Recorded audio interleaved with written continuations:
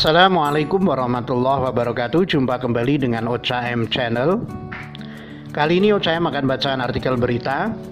Tak hanya Bakri, Rini ternyata kebal hukum dalam skandal Jiwasraya. Ditulis oleh Niha Alif. Tanggal 6 Januari 2020, Kejaksaan sempat berjanji pada media terkait pemanggilan Rini dalam kasus Jiwasraya.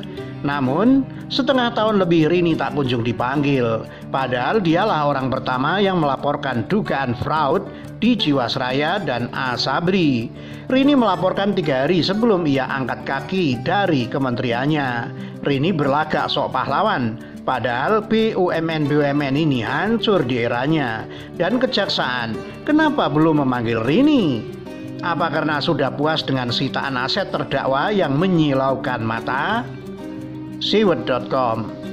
Kejanggalan khusus Jiwasraya ternyata bukan hanya karena kejahatan lama yang diduga ditutupi, tapi dari perilaku penegak hukum yang menimbulkan tanda tanya. Dalam hal ini, Kejaksaan harus bisa menjelaskan di mana letak korupsi Jiwasraya yang seharusnya kejahatan pasar modal di era Bakri.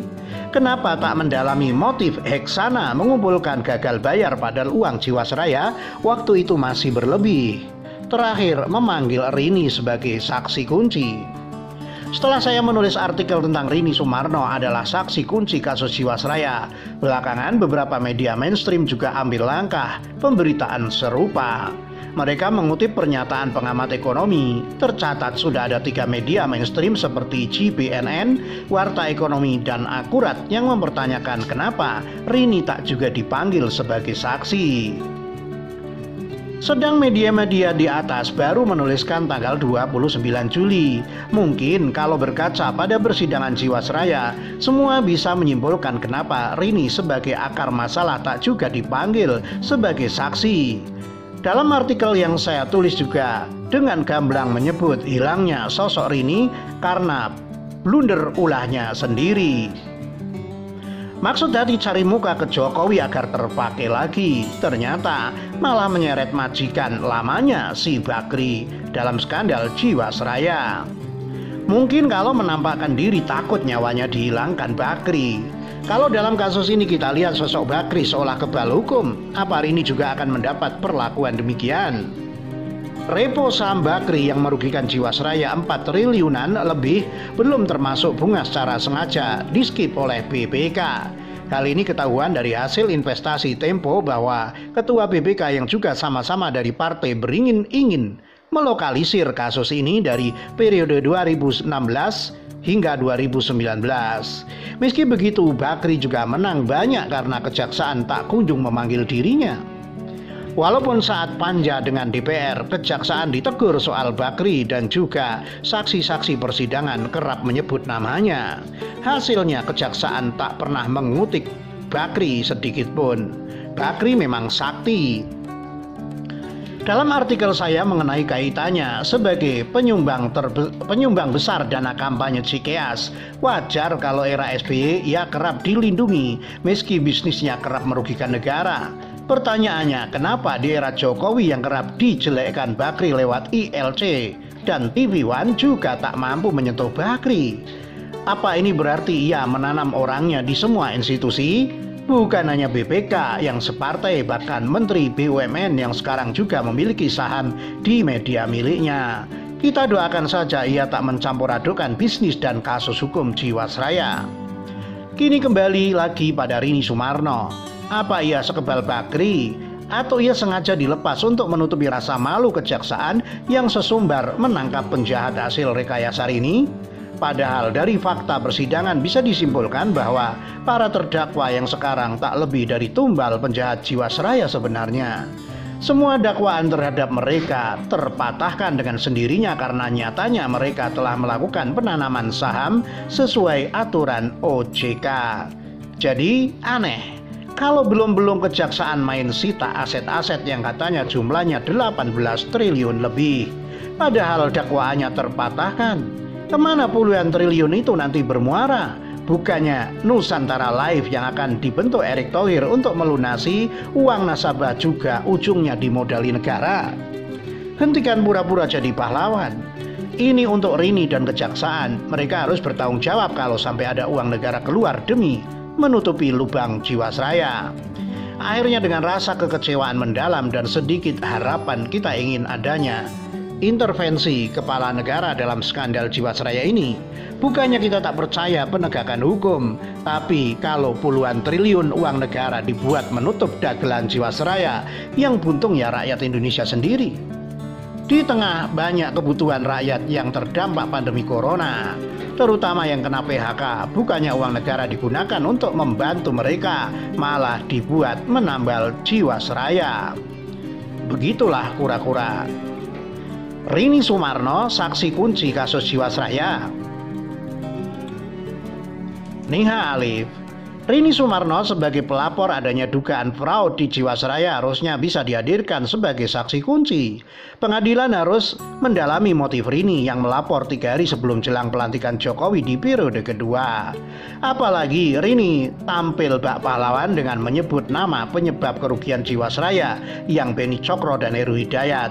Padahal faktanya ada puluhan perampok Jiwasraya lain yang mungkin nilainya jauh lebih fantastis.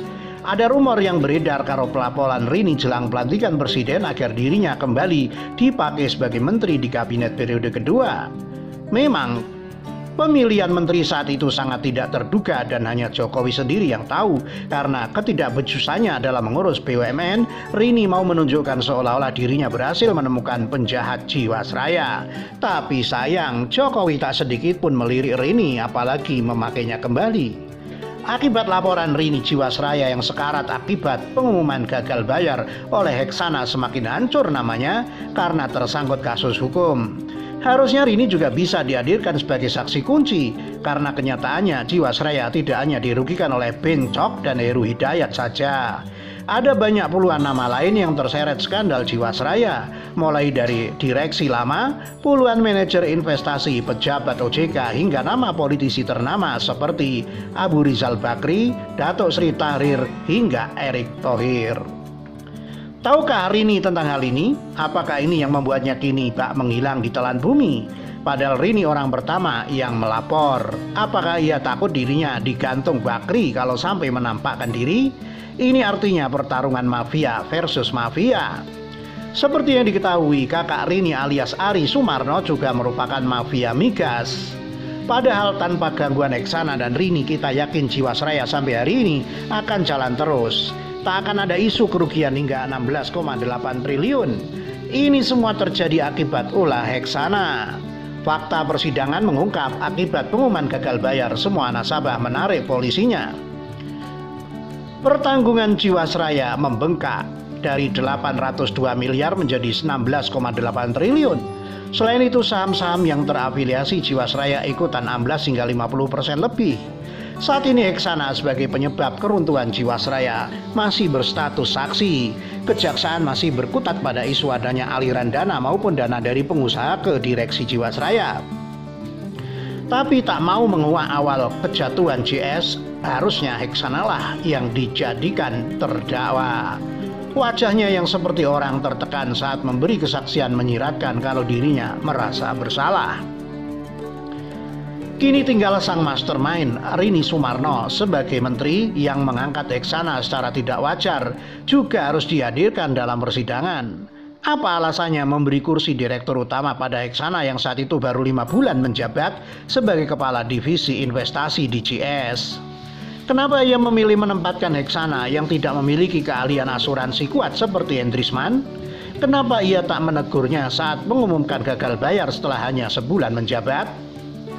Meski telah bekerja selama 18 tahun di Bank BRI, faktanya Heksana tak memiliki kemampuan di perusahaan asuransi. Buktinya ia melihat potensi kerugian akibat penurunan saham serempak di 2018 sebagai suatu fakta. Akibatnya secara sembrono Heksana mengumumkan gagal bayar. Harusnya saat itulah Rini tampil melaporkan kerugian Jiwasraya. Kenapa harus menunggu setahun kemudian? Rini harus bertanggung jawab karena menempatkan orang yang salah saat perusahaan dalam kondisi kritis. Ia juga harus tampil sebagai saksi kunci di persidangan Jiwasraya karena merupakan pelapor. Rini harus bisa menjelaskan kerugian Jiwasraya karena siapa dan faktor apa. Belakangan diketahui kalau manajer investasi sebenarnya tak berperan pada kerugian di Jiwasraya, begitupun saham milik Bencok dan Heru Hidayat. Langkah Dirut Endrisman menerbitkan produk CS Saving Plan dengan bunga tinggi juga merupakan langkah restrukturisasi dalam jangka waktu tertentu. Ini semua karena Jiwasraya telah merugi di era Bakri, menanamkan reponya hingga 4 triliunan lebih. Nanti tahun 2026 dikabarkan bunga CS Saving Plan kembali ke normal lagi, yakni kisaran 6,5%, dan sebenarnya tahun 2018 sudah dimulai. Jadi kalau mau menyeret penjahat Jiwasraya, sesungguhnya jangan nanggung-nanggung. Sudah ada puluhan nama termasuk kelas kakap, tinggal Heksana dan Rini Sumarno sebagai dalang penyebab keruntuhan JS. Heksana sudah beberapa kali tertekan dalam persidangan akibat ulahnya sendiri. Kini kita nantikan Rini dipanggil sebagai saksi kuncinya. Begitulah kura-kura. Ditulis oleh Nia Alif, dilansir dari siwet.com. Demikian, wassalamualaikum.